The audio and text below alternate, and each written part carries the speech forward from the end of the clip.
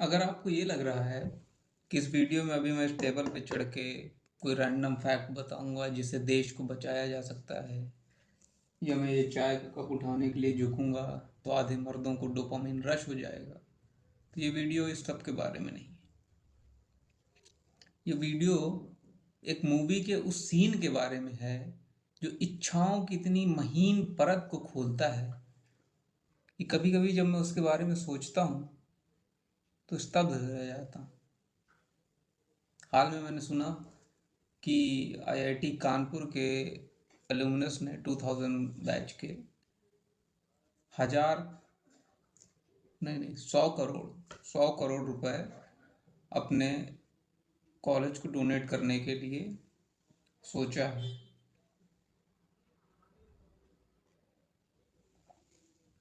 और मुझे लगता है कि यार ये कॉलेज के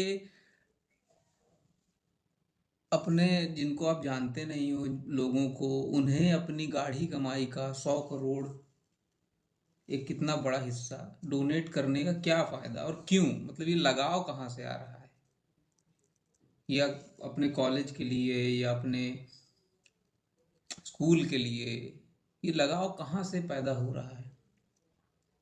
और इसी का जवाब एक फिल्म के एक सीन में मिलता है।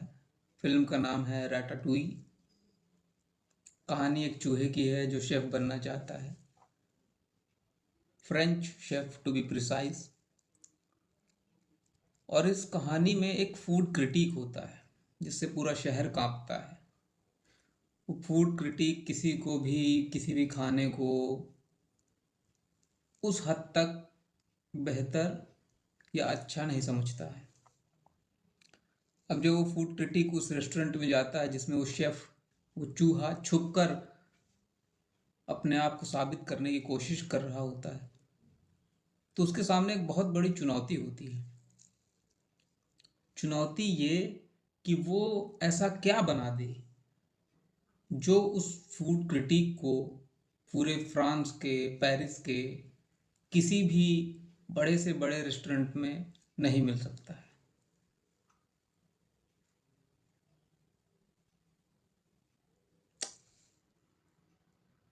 काफ़ी तवज्जो के बाद, काफ़ी जद्दोजहद के बाद एक डिश बनती है जिसका नाम होता है रैटाटुई, जिस पर फिल्म का भी नाम है।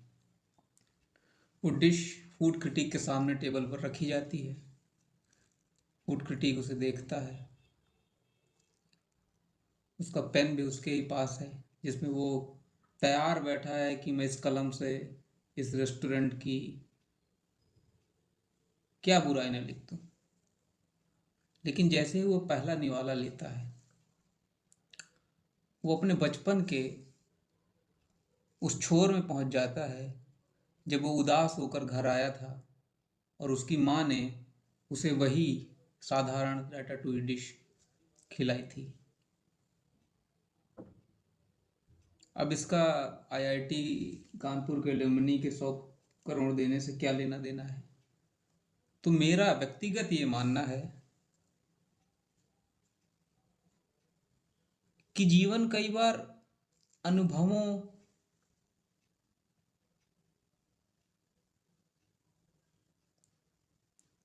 अनुभवों को इतना मायने देना चाहता है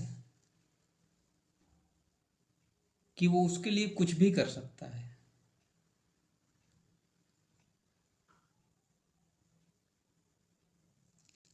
एंटोन दईगो जो फूड क्रिटिक, वो चाहता तो महंगे से महंगे रेस्टोरेंट में महंगे से महंगा खाना खा सकता था, लेकिन एक चीज़ जो वो नहीं पा सकता था वो है वो अनुभव जो उसके बचपन में उसकी माँ के द्वारा बनाई गई डिश के जरिए उसे मिला था।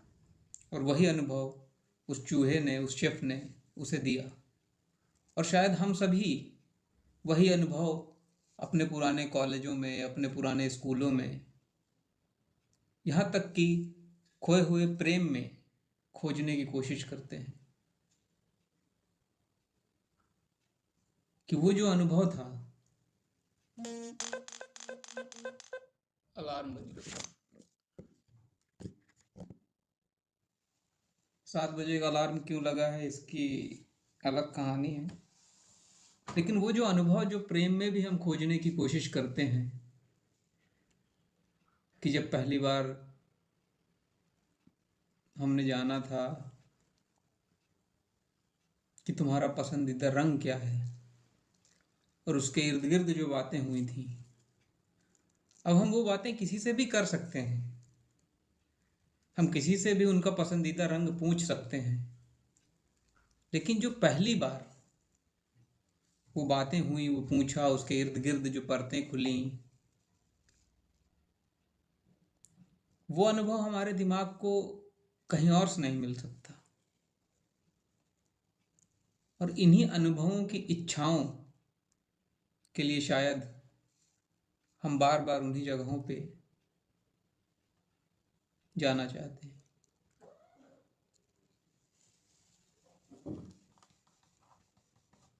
बीच बीच में टाइपराइटर साफ करता हूँ, बड़ा अच्छा लगता है।